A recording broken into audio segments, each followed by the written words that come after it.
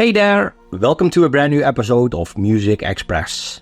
My name is Twan, and in this week's vlog you will see my interview with Ramon Roelofs, a.k.a. Charly Lownoise, about Rave This Nation, a track which he did in the year 1991 under a project name RJ's Rule. But before we start with the interview, please make sure to subscribe to my channel, and very important, also make sure to click the bell button, because then you will get a notification the next time a new vlog is online. And if you enjoy my interviews and you want to support Muzikxpress, you can do that via one of the links in the video description. Every donation is very much appreciated.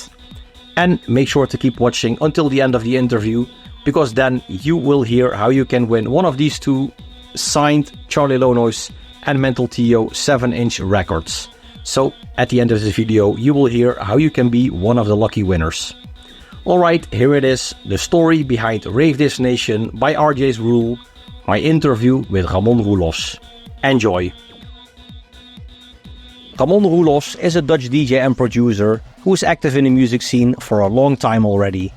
Most people might know him from the tracks he did together with Theo Nabuurs, a.k.a. Mental Theo, under the project name Charly Lownoise and Mental Theo. Since 1995, the Dutch duo had several chart hits with tracks such as Wonderfull Days, Together in Wonderland, Stars, Your Smile, Fantasy World, Hardcore Feelings, Streetkids, Party, and more. For this week's vlog, I sat down with Ramon to talk with him about one of his very first successes, Rave This Nation, a track which came out under the project name RJ's Rule. And of course, we also spoke about Ramon's work as a coach and Zen teacher. My first question to Ramon was how old he was when he started to listen to music. I started listening to music when I was a very young kid. So really, the first thing I can remember at age of 4-5 years old, I was listening to my father's records. My father was a drummer in a rock band. And he played music, vinyls from Beckman Turner Overdrive, Rolling Stones, the Beatles, the Kings, Golden Earrings. So those influences, those rock influences, first records I listened to. Maybe fairy tales also when I was very young. Mm-hmm. But at the age of 5-6, I think rock music, yeah. Yeah, and around what time did you start becoming more interested in electronic music? Well, I can remember that friends of my parents, they lived in the center of The Hague. And once in a while we visited them.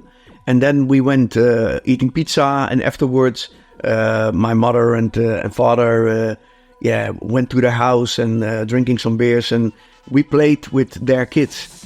And the father of the kids, he played records from Jean-Michel Jarre. And so Oxygen was my first electronic music record I heard. Yeah, a great record. Yeah, and it was also one of my first singles I bought. Oh, really? Nice. So how old were you when you started making music yourself? Yeah, that was a lot of time later, because we were just talking about age of 5, 6, 7 until 10 years old. And when I was 13 years old, I walked in through a societeit, like a small club, underneath the church. And I met a guy on the technical school where I went to when I was 13 years old. This guy, his brother, had a drive-in show, so a mobile discotheque. And he went playing everywhere, on weddings, birthday parties, and also at football clubs and everything. This evening he was playing in this small club underneath the church. And my friend asked me, do you want to come with me? I said, yeah, very nice. So I went to this club and I saw this guys playing music and the perfect setup of all the lights. And they built the receivers themselves. They had amplifiers building themselves, the speakers, everything building themselves. Also a very big mixing console. They built it all themselves. And I was hit thunderstruck, And I thought I want to do something with music, and I saw myself working in a studio like a silhouette. And I really started immediately. So I really jumped into this energy straight away. So started up with my friend, also my own mobile discotheque. And but later on, I started making my own music with synthesizers. But that was after I joined the Navy, like military forces. And before, I also worked on like mixing with two SL1200s, like the Technics consoles, and also a small mixer, and like a tape recorder, and cutting the tapes, you know. So with the Wonderfull Doorstarters we had in Holland, Doorstarters. Very famous back then. Yeah, very mad. He started this whole show and had this this item in the show. Big producers like Ruud van Rijen, Ben Liebrand, and Clubheads. They started all there, and I started also there. So what year was that? That was in the year maybe like 1983, 84, 85, 86, 7. Like this times. And what I don't want to forget to mention this. In The Hague we had Radio Stad Den Haag, Radio City The Hague, which was a very, very important radio station for me, because they played records which were nowhere else played, like Italo records, like the import soul records, Freddie Jackson, all those kinds of artists. And this music really builded my youth and my interest in music. So do you recall your very first ever release? What's that? Do you recall your very first ever release, the first track you ever released? Yeah. Well, the very first track I released, that was the Caesar's Dancers Chinese Bang. And that was a record from Italy. Very strange record. But on the back of the record, like on the sleeve, they asked if somebody could make a remix of the Chinese Bang of this record, send it in, and on the next record of the Caesar's Dancers, they would release it if they find it okay, you know. So my friend and me, we made a record, like a remix, cut it on tape, you know, everything, and with phasing effects and all those echoes and reverb and all those shit. I had my my brother-in-law. He had a Roland Space Echo with a tape running in it. And so I landed from him like many months. And I made my own remixes with him. And also this Chinese Bang Caesar's Dancers remix. I made it with this thing. Yeah. So the label found it good enough to release. Yeah, they found it very good. Yeah. And they released it. And that was in, I think, 86 or 87. Yeah, so that was like more Italo then? Yeah, it was Italo. Yeah. During your career, you did release a lot of tracks together with Theo Nabuurs, a.k.a. Mental Theo. In the 90s, you guys had 8 top 10 hits in the Netherlands as Charly Lownoise and Mental Theo. But for this interview, we're going to talk about one of your early successes, the track Rave This Nation, which came out under the project name RJ's Rule back in 1991. First things first, how did you come up with the name RJ's Rule? Yeah, I came up with the name RJ's Rule because my full name is Ramon Jacques Roelofs. So I was thinking about, what kind of name? I don't want to call it Ramon Roelofs because that's too Dutch and, you don't like your own name. So I was founding a little bit of, English rule. And it's a rule, it's my rule because I make my music and that's my rule. So Ramon Rule, RJ's Rule, Ramon Jacques, RJ's Rule. It's my rule. Yeah, so I thought, why not call it RJ's Rule? Yeah, that's where it came from. Yeah. So were you inspired by something when you started to work on the track? Yeah, I was really a lot inspired, like I said before, because of Radio City The Hague. Played all those records from famous producers from America and everything, and all those drum computers I heard there. And I didn't know what type of drum computer it was. But when I came out of the Navy, I started reading magazines about what kind of equipment all those producers use. Yeah, and I saw that one of the producers, Ben Liebrand, uses MPC 60, but Peter Slakhuis, he used a Atari and also the MPC 60. So I started working with both. So I couldn't make a choice. So I started working with both. And what was your question again? Yeah, if you were, what inspired you to start working on the track? And at that moment, you had the new beat from Belgium, the acid house, the hip house from America, and you also had from England. You had underground tracks from KLF. Yeah, and that was for me. I think KLF, Kings of Low Frequency, those tracks were my example how to build a track, because I also wanted to make really commercial tracks. For me it was important that as many as people could dance on it. Yeah. So I started making my music, and first of all, just copying my examples, Ben Liebrand tracks, Tony Scott tracks, hip house tracks, building also rap tracks and also hip hop, but also this Kings of Low Frequency tracks. And slowly, like within maybe, I say slowly, but it went really fast. As I look back now, I think within 8-9 months, my first release was RJ's Rule, Connecting Flight on the Arsenal, 2 tracks on a 12-inch, and those was like not a big hit. It sold like 3,000 copies, which was for me, wow, 3,000 copies, that's so much. Mm-hmm. And they asked me, can you make follow-up? I said, yeah, no problem. So I made this Rave This Nation, and so this was the first release on Think Records, like really underground. Rave This Nation, and also they signed it in Germany, and they released it really on Zux Records. Yeah. And I never heard of this record label at that time, but it's a really big one. Yeah. So I was really happy. Yeah. So what do you remember from the production process of Rave This Nation? Yeah, it was a really process. I can remember what I first did.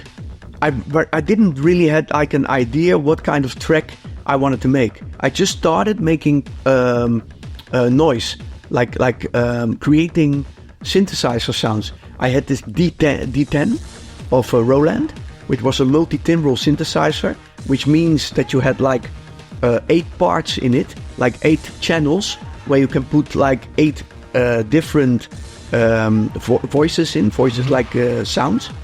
And it was a very spectacular kind of synthesizer building, So I bought a program for it, like to use on my Atari to dive deep into this D10, Mm-hmm. So I created my own sound. But I also had like an analog synthesizer, a Korg Poly 6. I was very happy with that synthesizer. It was really analog. So I had to put it on all night, because otherwise it detuned, Oh yeah. Yeah, so, and I, in the beginning I didn't know it. So I started it up again, and then I thought, hey, it sounds different, it's off tune. So all night leave it on, and my mother came into my room and said, "What are you doing? That costs a lot of power, Yeah. Yeah. So I can remember that I first collected a lot of samples from which kind of sample CDs I had at that time.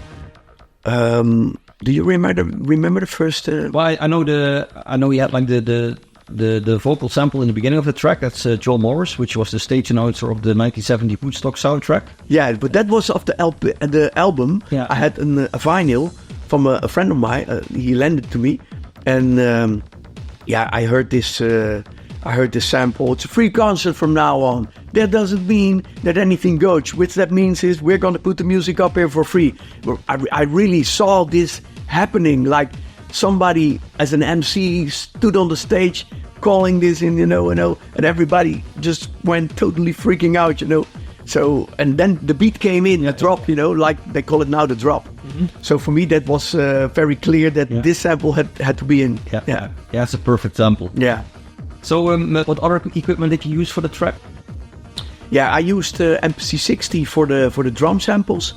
S1000, a friend of mine, he was chased by the taxes in Holland. Oh. So they wanted to come by and pick all his equipment and all this kind of shit. So he asked me if I could, just keep his equipment. Keep an eye on his equipment. So he lent out his JD 800 Roland, very big flagship synthesizer thing, and also this S1000. Archive sampler. Yeah, I had my own S950, but this was mono, and this S1000 was a stereo sampler. Wow. So I put in my Korg Poly 6, and I really could sample stereo sounds, like lead sounds, really stereo. It was for me, wow, man, really great. So this in the drop of Argent's Rule Rave This Nation, you hear the sound, this lead sound like ding ding ding ding ding ding ding ding ding ding ding ding ding. Well, this sample is layered with a lot of lead sounds from this Korg Poly 6. I had like three at the time already, three lead sounds layered. Yeah. So yeah. Do you still have some of the old equipment? I still have the Poly 6. I gave it to my nephew. Nice. Yes. So what was the most difficult part of the production? The most difficult part of the production? Well, I couldn't find any difficult at that time. Okay. Not any difficulties, because for me I was so passionate into it, Like we were just talking before, when I listen to the track right now, and I can hear that the mix is perfect, and I didn't study for it. I just by ear. Yeah, by ear, just doing it by myself, and also Randy Katana, good friend of mine, he came to me and he said to me, Ramon, how do you do this? This track has so many stages in it. It changes a lot of times. Yeah. For me, it's so difficult to change everywhere in the track, but so many changes with also the chorus and the chords and everything. I said, I don't know, I just do it. Yeah. So how long did it take you to finish the track? I think like maybe 2 days. Okay, that's pretty good. Yeah. So you already did release on the Arsenal as RJ's Rule on Think Records earlier in 1991. So I guess the label wants to sign Rave This Nation straight away as well, right? Yeah, straight away. Yeah. I can remember because their studio was in where later on DJ the Prophet had his studio on the I. That's like a lake in the middle of Amsterdam. And this studio was to former Think Records. And the Prophet went into it afterwards. So I went to the studio. I gave him the cassette. No, I gave him the DAT tape. The DAT tape. Gave him the DAT tape, and I was sitting like a small boy, like sitting. Oh, I hope they find it right. I hope they like it. I hope they like it. So they played it, and they were like, "What the fuck is this? Whoa, man! What a track! What a track!" And I was like this. Wow. So. And and it went straight hit. Oh wow! Yeah, on the release there are like 3 different versions. So did the label ask you like, okay, can you make 2 new versions, or? I already had them. Oh, you already had them? Yeah, I already. Yeah. No, I already had one different version and another version I made afterwards. But this raw, substantial version, that was for me the hit. Clear that it did. But yeah. So do you remember how the reactions on the release were when the track came out? Yeah, it was totally like freaking out because Gizmo, at that time a good friend of mine, DJ Gizmo, he came to me and said, Ramon, you have to come with me to go to Ghent, to the Boccaccio, because they play it there. And when they start the show at 12 o'clock, they have like a laser show and they start with your track. Yeah. And at that time, lasers was like really new. They were really new. So really? Yeah, you have to come. But I didn't have time because I had like a job, and I think he already played full-time job DJing, so. But because he said, it's on a Sunday. He said, yeah, but I had to work on Monday, And at that time, I was not like, okay, I take a free day off. I was really like, I was into my job and into my music, and I was very, professional already. Yeah. So you never got to hear it live in Boccaccio. No, I didn't hear it live. I heard it live when I was playing at Rave the City later on. Yes. Because I played in clubs. My first club job was in Sandokan. That was a club in Scheveningen, where I lived a very big part of my life. It's very near to the sea, and also very near to where I lived, my parent home. And then I played in this club, and from this club I went to several other clubs, but then that was only like maybe 500, 600, 700 people per. And then at a certain time, Koen Bom and Rob Velders, they asked me, they had a record shop in The Hague, in the center, and they asked me if I could play on Rave the City 1 in the Houtrusthalle in Den Haag. And I say, wow, how many people per? They said like 6,000, 7,000. I said, I was very nervous at that time. Yeah. So I could play my record there. Yeah. Oh, that's cool. Yeah, because that was one of my questions. Like, Rave This Nation and Rave the City. So do you think they named Rave the City after Rave This Nation? No. I'm not sure. No, I don't think so. No, because rave music was like a very hot topic. Yeah. So the track is over 30 years old now. What is your favorite memory when it comes to the release of Rave This Nation? My favorite memory, well, I shared already a lot, like sitting in the studio and creating the sounds, like really being a little bit of a nerd, but really passionate about about doing my music. I'm also a very big soccer fan.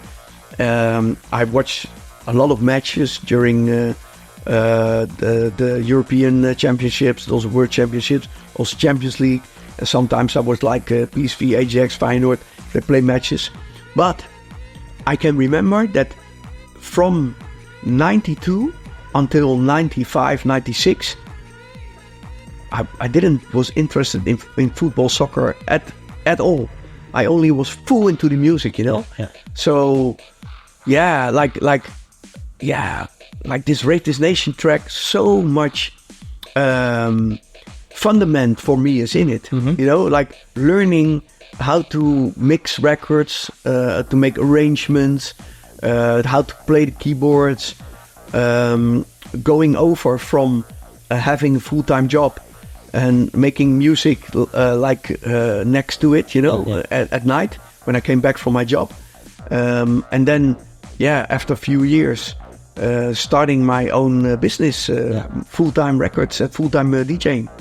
You're still active in the music scene, but you're also active as a Zen master for many years already. I think your die-hard fans already know this story, but for the ones who don't know it, can you explain how you ended up becoming a Zen master? Well, then I first have to go back to the big success I had together with my musical partner Mental Theo. From 1994 until 1997, so 4, 5, 6, 7, like 4 years, we did over 300 gigs a year. And we signed a record deal with Polydor at that time. We were the first DJs that made this crossover, playing as DJs on raves, going into this commercial music scene. They gave us a lot of money, but they also said, you have to sign here, So we signed this record deal, and which means that we had to produce every year 4 singles and also an album. And that was, at that time, it was a big dream for me. I lived my dream, so I had really, really good time. But I also felt a lot of pressure because I was the producer, And Theo had a lot of skills also. He had very good ideas. And in the background, he was very much into the process, like organizing singers and doing also some technical things. He was very good, like DTP artwork, he was like a manager in the background, but I was all the time in the studio. So and also on stage. And like many DJs, artists know, and maybe also soccer players know, that when you travel a lot, then your biological rhythm is all down, it's flatline. So it's all over the place. And that's when I felt I was all over the place in 1996. At certain times, I got nervous breakdowns in hotels. And well, to make a long story short, in the end of 1996, I did like maybe 35 gigs in 14 days. And that was right before upfront the holiday. And I didn't feel well. I felt a little bit like itching and peaking in my arms and a pressure on my chest and everything. So I said to Theo, we have 2 gigs, one in Eindhoven and one in The Hague. And I said to Theo, will you do the jumping and everything? And I stay behind the keyboard so I can have my my piece, But at a certain time, at the second gig in The Hague, I stood on the stage and I felt all my strength running out of my body, and I wanted to run from the stage. So I ran to the left to a friend of mine, which was also standing there, and I just fell apart, just really out, not really out, because I could hear everything, but my body didn't want to move anymore. So I think that in Holland we call it the man with the hammer comes by, like a doof, I didn't. I tried to keep all the balls on the water. And I couldn't. Really expose myself and express myself. And at that time, I think all the balls came up, and I just broke down on the stage. And for me it was I always call it like an enlightenment experience, a lightning experience, because at that time, after this breakdown, there was a lot of space for me. My brother, he was boxing, and he came to me and I said come by and do some exercising, because you're only sitting in the studio and going into these clubs every night. Just come and sweat, And I went with him, and for me, this doing sports next to my very very busy schedule was like mind blowing. It was an opening also from, hey, next to this I can also do this, So, but I think that life has also other, how do you call them, uitdagingen? Yeah, I'm trying to think what's the English words. Good one. So that's a good question. Yeah, well maybe we come later on it. Well, at certain time in 1998, my stepfather, he died, and my real father already died when I was 19 years old. In 1998, I was 30. And when my stepfather died, well, I could understand the world. What is dying? What is living? I sent out like a question to the universe or the cosmos. What is it? And now I know when you send out a question, then you always get answer. So I became an answer in the form of a book. A book, resense. How do you call it? A recension? Review? A review of a book. This book was called Zen and Management. It was about 2 German managers. They went to Japan to do a retreat of half a year in a monastery there. And they wrote this book about it, like 6 months or something. And I was really hit by the book, like the review, and then read the book. And I get a lot of power, like a lot of energy out of reading this book. At that time, I didn't know why. Now I know that those managers were the only thing which separated from the outworld, from the nature, was like a little small rice paper, Mm-hmm. They didn't have like central heating. They stood up very early. working together in the garden. There was silence also, and so I was really hit by all those rituals. And so I started my Zen training with a Zen master in The Hague in Holland. And I find it very hard meditating, which is one part of the Zen training. Meditating, sitting there in social silence, saying nothing, and just with a straight back and just following your breath. And at that point, I became aware of how much thoughts I had and how much voices shouted all together of I want to be heard, but there was also a very small moment of maybe I don't know how long it was, but that there was silence, and I knew it. I knew this silence, but I really didn't know where from, So I there was a little voice without any words which told me this is good for you. Just do it, just don't think about it, just do it. And I started meditating, and I still do it. At the beginning of my meditation in 1999, when I learned it, I think 16 years, I meditated every day. And I did a lot of retreats, went to monasteries all over the world. In Holland, a lot of monasteries visiting. In Germany, in Italy, in Spain, but also in Thailand. I'd never went to Japan. But at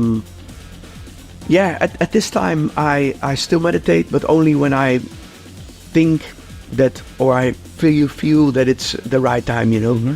And that's I forgot about the question. Yeah, like how you became a Zen master. Yeah, and at a certain point, after meditating 10 years, reading a lot of books, and also did a lot of trainings with my master, individual trainings. He asked me in 2008. I really remember the day. It was the 31st December, 2008. He asked me, Ramon, how was your year? I said, well, it was good, but I think I can take more out of it. I said, I want to be like a Zen master too. And he said, okay, then we're going to work on it. And then I went into a education, I read a lot of books, did a lot of trainings. I knew a lot, but how to teach people these skills, So did many trainings again, and but started right away stepping into this energy, training people. Mm-hmm. And I can remember the first time there were only 5 people on my first course, so I really had to start from low, at the bottom, this is the beginner's mind, when you start working with your beginner's mind. I was so nervous. I could really shout with a microphone in front of 10 or 20,000 people, let me see your hands, and everybody clapping, and you get some feedback in, or doing interviews like this. But teaching people is something different. So I had 4 or 5 people learning Zen meditation from me, but I really was sweating all over, and I was really tired after this first 2 hours of teaching people. But I had my own school later on in The Hague, and gave a lot of trainings, and I still do it. Yeah. So is it easy for you to combine it with your DJ career? Yeah, it's really easy, because for me it's really also important to once in a while step back and organize these trainings, because I still learn also from this giving these trainings. Yeah. For me it's just stepping back a little bit and stepping into another energy. Yeah. Kind of funny, because as you said on stage, it's power and energy, and that, yeah. But I think it's not very different from when you have when you're a manager of T-Mobile, or when you have when you're how do you call it, a housewife, and when you have like 5 children, and you have to manage the household as well. You have to manage the household and everything. And sometimes you step back and go into a retreat, or just at the end of the day or at the beginning of the day, you take time for a 10-minute meditation. Yeah. So are you still working on new music? Yeah, still working on the new music. I have my own studio, my home studio at this time. I used to have like big studios. That was my dream, with big mixing consoles and everything. But nowadays we do everything in the box. So I have my home studio. But I really like to work with young producers. So I work with Matthijs, with Restyle, DJ Restyle. We did many records together. Working with Caspar of Busy Works, and I also do make tracks with Ricardo Moreno, and he is working with a producer in Den Bosch in Rosmalen. And that's what we do. So but do you still release stuff like under Charly Lownoise, or? Still. Good. So what do you consider to be your best production or remix you ever made? That's a good question. Best production or best remix? I think the best production, at number 1 is Wonderfull Days. Still, because day before yesterday, Saturday, I was in Germany at RB1, like a big festival, and there was Brandon Hart playing. Fabio is a very good friend of mine. And I texted him before on WhatsApp. I said, "Friend, I come to visit you before you go on stage." Visit him maybe 2 minutes before you went on stage. He said to me, "You come to me on stage." I said, "What do you mean?" "You come to me on stage later on." I said, "Okay." And he called me on stage and he said, "We're going to play, you have your stick with you?" "Yeah." I said, "Okay. We're going to play in front of this audience Wonderfull Days, because you are my hero." And so he asked me on the stage. Villain was the MC. So we did, the 3 of us, like a big show, with playing first of all Imaginary, because for me, I get emotional every time I hear this record. I was after several years, I started DJing a lot more in 2014 after have like a sabbatical break, and I had to go to Russia to play in Moscow together with him, and I wasn't really into like hardstyle. And at that time, maybe Imaginary was released a few months before. He played this record, and I get goosebumps all over when I tell about it. He played this record, and I was like, "Man, what kind of record is it?" He says, "My record." And he looked at me like, "How do you like it?" I said, "Man, so beautiful, so beautiful." So every time when I see him, and last time on the Airbeat one, he said, "We're going to play together Imaginary, and we're going to play Wonderfull Days." So we played Wonderfull Days, the Showtech remix. This is a hardstyle version, and it was really, really. I think in Germany, Wonderfull Days, I think it sold like 300,000 copies or something. 300, and together with the 2001 version, I think 500,000. Wow. Yeah. That's crazy. Yeah. So I guess the crowd liked it as well. Yeah, they liked it really a lot. Yeah. So what kind of music do you listen to in your spare time? Yeah, a lot of music. I like so much Spotify, you know. So I have my own playlist. That's my really personal Ramon playlist. And I have so much music of Einaudi. Classical music, Beethoven, Mozart also. But also Massive Attack. Alexander O'Neill, old The Weeknd also, but also old records from old Italian stars, which made my day, you know, my youth, like Savage, Albert One, Ken Laszlo, Mike Cannon, like all those kind of music. Like this is my favorite music. So it's like very various kind of very wide. Janet Jackson. Yeah. And the last question: Pineapple on pizza, yes or no? Yes. Yes? Yes, pineapple pizza, yes. Yes, Good, good. Well, thank you very much for your time and good luck with everything. Thank you, man. Okay, guys. Also, next to the interview, we have like a contest. I have here 2 7-inches of Wonderfull Days and Your Smile together with my musical partner, Mental Theo. But the question is, next to Charly Lownoise and RJ's Rule, I had like a few other nicknames. Do you know which nicknames those were?